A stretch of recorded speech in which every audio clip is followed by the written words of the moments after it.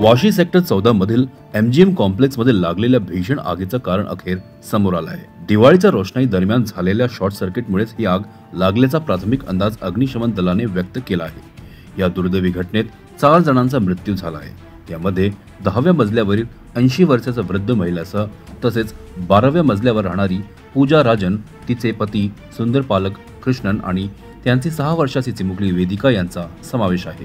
आग रहेजा रेसिडेन्सी इमारतीच्या 10व्या मजल्यावर मध्यरात्री 12:30 वाजता लागली। सुसाट वाऱ्यामुळे आग 11व्या आणि 12व्या मजल्यापर्यंत वेगाने पसरली। 11व्या मजल्यावरील 3 कुटुंबियांनी वेळेत बाहेर धाव घेतल्याने जीव वाचवला, परंतु 12व्या मजल्यावरील सुंदर कृष्णन आणि त्याचे कुटुंबीय बाथरूम मध्ये आश्रय घेतल्याने धुराच्या गुदमरल्यामुळे त्यांचा मृत्यू झाला। आग तब्बल 3 तासाहून अधिक काळ धगधगत राहिली। अग्निशमन दलाने घटनास्थळी शर्थीचे प्रयत्न करत आग नियंत्रणात आणली। नवी मुंबई महानगरपालिकेचे आयुक्त कैलाश शिंदे यांनी रात्री उशिरा घटनास्थळी भेट देत परिस्थितीचा आढावा घेतला।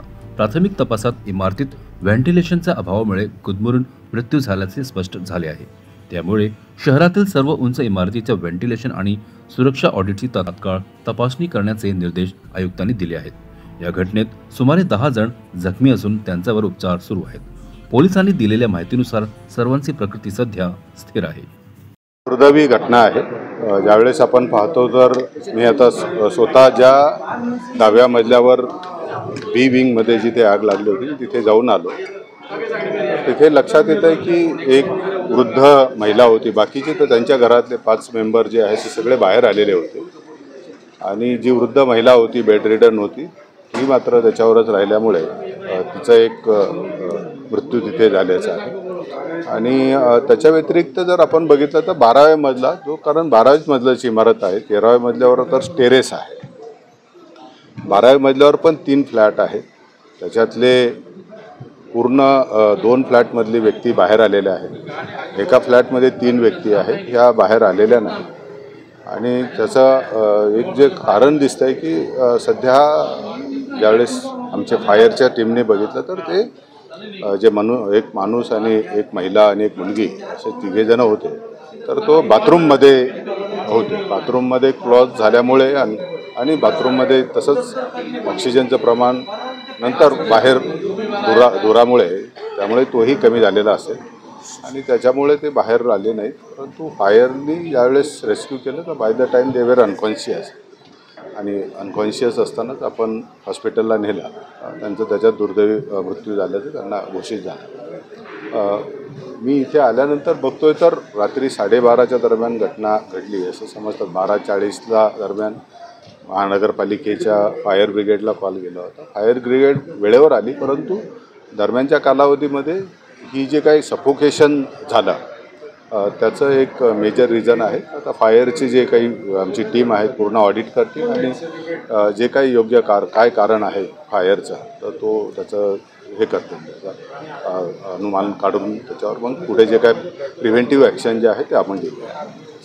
तो आता हे आपण ज्यावेळेस आपले रस्त्यावर ज्यावेळेस दोन्ही बाजूनी गाड्या पार्क होतात त्यावेळेस आपण हे जे रस्त्यावरचे पार्किंग कमी करण्यासाठी आम्ही पोलीस डिपार्टमेंटबरोबर 2दा मीटिंग घेतली आणि त्याच्यावर एक कार्यपद्धती करून एका बाजूला कुठेतरी एक पार्किंग आणि तीही जिथे फायरला कुठे अडथळा येणार आणि अशा पद्धतीनेच पार्किंग अलाव करण्याचं नियमन आपण करतोच आहे।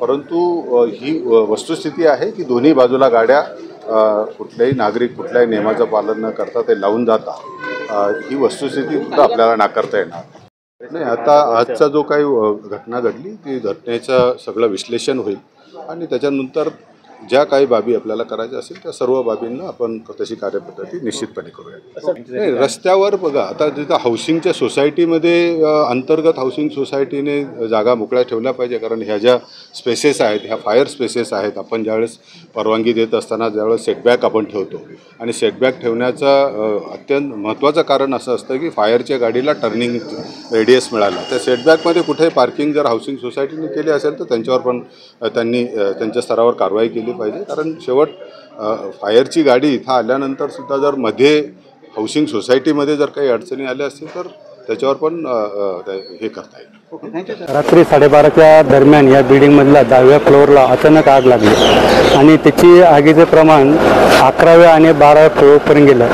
अचानक आग लागली आणि त्याच्या मोठ्या प्रमाणात धुराचा हे झाल्यामुळं 11व्या आणि 12व्या मजल्यावरील रहिवाशांना त्याचा काही अंदाज आला नाही, समजला नाही. त्यामध्ये तिन्ही फ्लोअर मिळून जवळजवळ 14 लोक जखमी झालेले आहेत. ते सध्या MGM हॉस्पिटल आणि फोर्टिस येथे उपचार घेत आहेत.